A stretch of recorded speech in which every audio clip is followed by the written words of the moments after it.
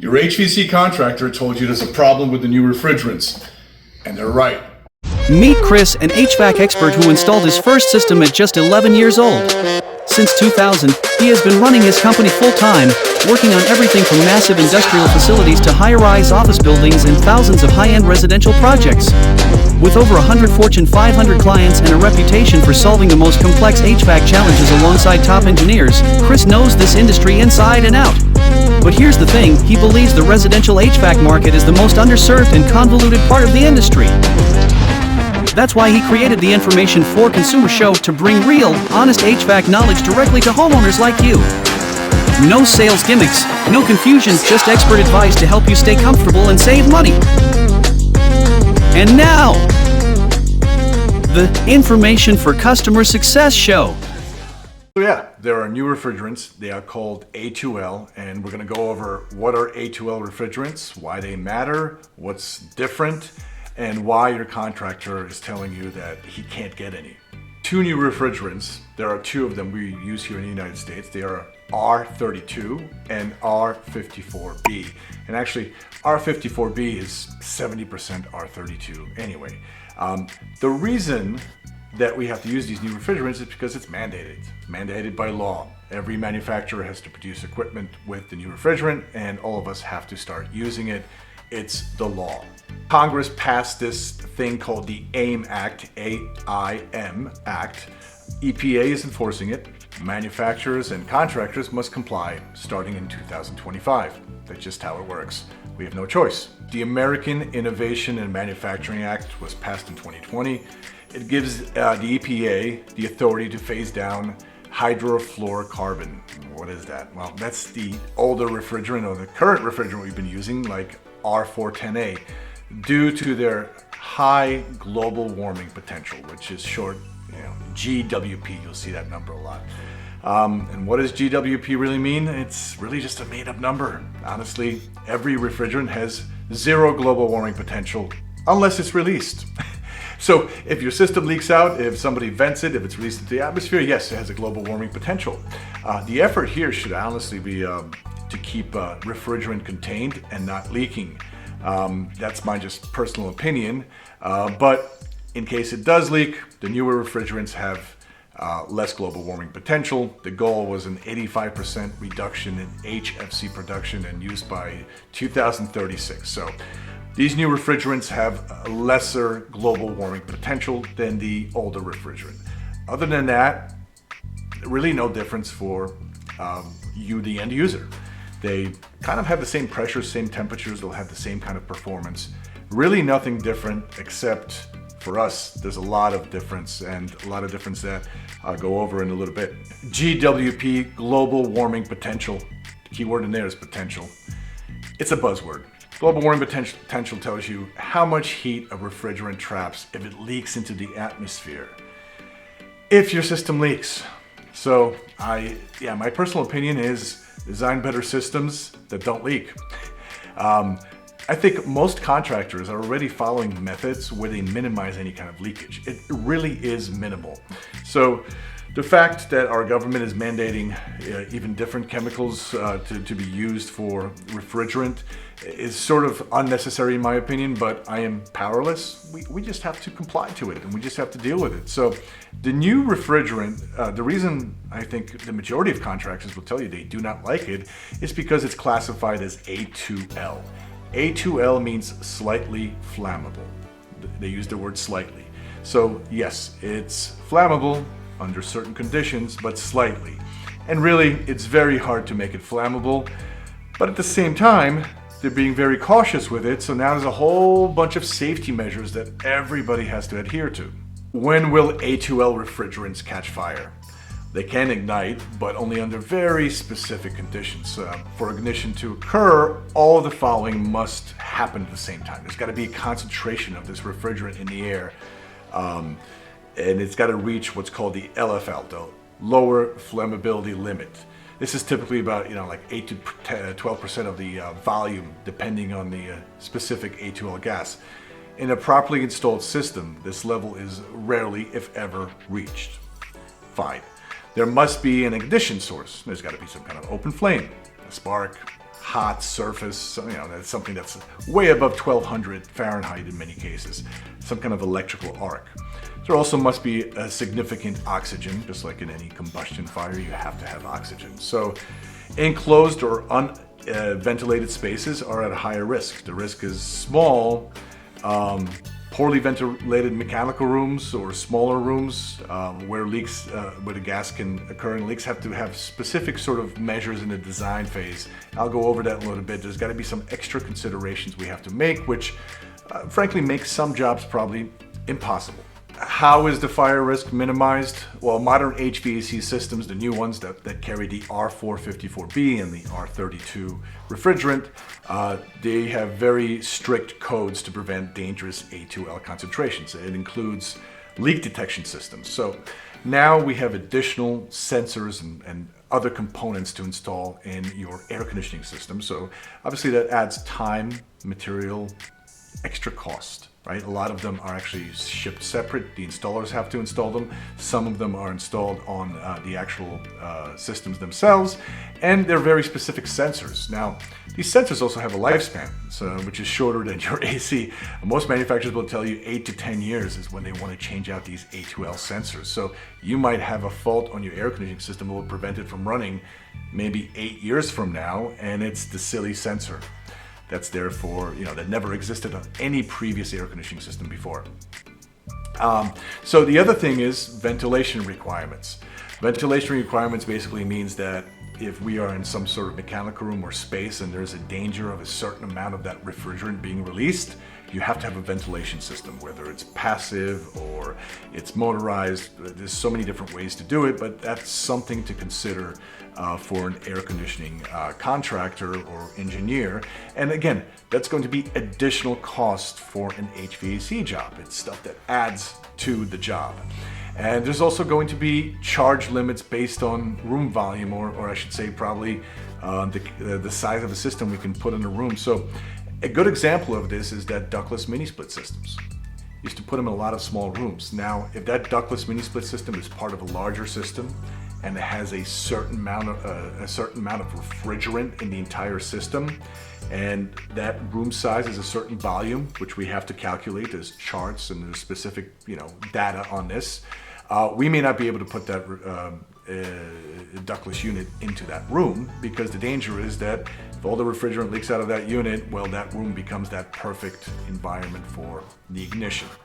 But however, when they do burn, the flame is slow and weak compared to Class A and Class 3 refrigerants like propane. Obviously, we know propane and other propane is technically a refrigerant. Propane explodes. So it is supposed to be, again, mildly flammable. In short, A2Ls are safer than older flammable refrigerants, but not entirely inert. That's why codes like the UL 60335-2-40, if I have that correct, and ASHRAE 15 exist to ensure there's safety protocols followed when we install these new systems. There's a lot of new protocols to be aware of in terms of the design, how we put it in your place, but also on the installer and HVAC tech side, also we have to use some specific tools, and we have to make sure the tools we use are compatible with A2L refrigerants as well. Again, all extra stuff that your previous air conditioning installation did not have to get a single thought about. We have to have specialized tools. We have to have these leak detectors on every system. We have to think about ventilation in some cases. We have to think about the design up front. How much total refrigerant are we going to have? Can it go into space? Can it not go into space? We have to have extra training and certifications for the installers. We have to use special fire-rated materials in some applications. You want someone who knows what they're doing, because cutting corners here could void warranties, but there's a little bit of a safety issue here. Now, it's nothing to be scared of. I'm not trying to scare the general public. They're slightly flammable. You have to have every situation in the whole world to make it flammable, but these safety measures are there for a reason. So this is more of a reason to even think about perhaps hiring a true professional. And I know this is a problem in every industry. There's always some guy down the street who does side work and does these sort of things. Well, this becomes more dangerous now. So think about who you're hiring in your house, in your place of business to install these type of systems, because they could cause a lot of damage if done incorrectly. There's a lot of bad things that could happen, and they have happened. There's documentation of stuff gone wrong with this stuff. So you have to be extra careful. Do your diligence, always hiring the right contractor. So I said, your contractor told you there's a problem with it. Okay, what's the problem so far? I know there's additional steps. There's things we talked about. It costs more money. There's more things to do on it. Slightly flammable. But the big problem right now, and this is about end of May right now that I'm shooting this, and we're headed into the busiest HVAC season there is this summer, is that you can't get one of the refrigerants.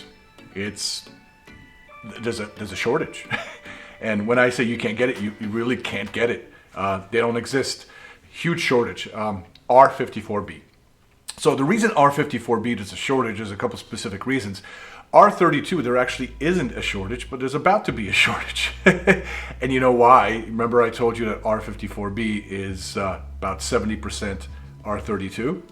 Well, that's probably why there's about to be a shortage of R-32. But there's a couple specific reasons. So R-32 has been used for well over a decade in Asia already. It's kind of been, manufacturers have had systems that work on that refrigerant. They stuck with that refrigerant. R-454B is truly the newer one. That change that I talked about that was mandated, well, it's kind of abrupt. When we changed prior in our HVAC industry, when we changed from the R-22 refrigerant to the R-410A refrigerant, there's a huge phase-out time frame where, you know, one refrigerant was still being sold, the other one's being introduced, and you had many, many years to kind of wind down. Here we didn't have that. Here was an abrupt 2025, and for manufacturers to all of a sudden come up with this refrigerant, retool every one of their pieces of equipment, manufacture them, test them, and get them out to market, that is an insane timeline. And that's one of the reasons why there's a shortage right now. It was too fast. The government mandated too fast. R-454B is proprietary blend. It's produced by two companies. Honeywell is one of them, and the other one is Chemours, if I'm pronouncing that correct. I'm not even sure. These companies face challenges in scaling up production to meet unexpected demand. Supply chain disruptions, including shortages of raw materials, specialized components, constrain their abilities to make them and make them fast. And now, while they're trying to catch up and they're doing it, we're not going to see a marketable volume of R-454B until probably the fourth quarter of 2025. So yes, this is a huge problem. Another reason why there is a shortage is this. It's what R-54 is contained in, and they're contained in these cylinders. They're special cylinders, and there's special rules for them. And the distribution of the R-454B requires cylinders that are equipped with pressure relief valves and left-handed threads, as opposed to right-handed threads, which was the industry norm. So to comply with safety and standards of the A2L refrigerants, manufacturers like Worthington Enterprises have struggled to produce enough of these cylinders, creating a bottleneck in the supply chain. So one of it is, yes, there's actually a shortage of the actual refrigerant. The other one is the bottles they're contained in. There's a shortage in it, and there's been a little bit of panic buying and hoarding. There's some people that prepared for this and bought some R-454B, and there's some contractors who have not. So right now, if you wanted to buy some, you cannot buy some. This is the way that manufacturers are dealing with it. If you buy a brand new system, they will give you the refrigerant, right? Which is good. It helps alleviate the problem a little bit. However, that covers you for the job, basically. What if you install a job, right? You're installing a brand new system, something doesn't go right, the refrigerant leaks out, next day or so, and you have to come back and you have to fix the leak that you had and put refrigerant in. And you may not have any refrigerant. So you as a customer, you have this new system now, and your contractor can't even help you fix it. And nobody almost can, right? You got to make really special accommodations to find somebody with R-454B. And trust me, there is a network of contractors talking to each other around the country asking if they could get their hands on 454B, they're signing off, their firstborn, everything like that, because you just can't get it. Manufacturers have also started to put a little bit more refrigerant in their air conditioning units that they ship out as well, which helps the problem a little bit, but not in every application. You can't really do that for every single application. So they're pre-charging those levels. And if you have a short line set, which basically what we're talking about here is that, most residential applications, we have, again, those two pieces of equipment. You have the outdoor unit and the indoor unit, and the amount of piping between them really determines how much additional charge of refrigerant they will need. Typical standard thing that manufacturers used to do is pre-charge them for about 15 feet of line set. Well, it's great. The majority of homes I deal with are 30 feet and longer. So they started to put in a little bit longer to pre-charge them toward, maybe 30, depending on the manufacturer, 30, 50 feet. But there's still a need for the refrigerant when you have applications past that, right? And there's still things like multi-zone systems that need refrigerant added. They're a lot more complex. So there is a true problem in the industry that can't get solved just like that. It's going to take a little bit of time, and the fourth quarter is honestly the quarter that everybody is expecting that this will be solved, and that might be a wishful thinking estimate as well, so nobody really knows. And of course, we live in a supply and demand economy. I think everybody understands what that means. So huge demand for R-454B, virtually no supply. So what does a company like Honeywell do? Well, for instance, Honeywell announced a 42% surcharge on R-54 orders. Great, wonderful. Something that does not help anybody alleviate the problem. But, right now, besides the shortages, if you do have to deal with the refrigerant, you're talking about $1,000 for 20 pounds. So if your contractor has a typical, I'm going to say the typical jobs we do that have multi-zone systems, maybe they have 4 or 5 ductless/ducted multi-zone systems, something like a Mitsubishi Smart Multi with a branch box, that could easily take another 10, 15 pounds of refrigerant depending on the setup. So your quick fix might cost somebody in raw materials $500 of just that refrigerant. And that's, it's being very conservative with that too, because there's a lot of waste too between gauges and, maneuvering the refrigerant, and you can't quite empty the entire refrigerant from the canisters a lot of times. So it's a supply problem. It's also a monetary problem as well. Most of our sales currently are actually R-32 refrigerant, the other one. But again, not every manufacturer has gone the R-32 route.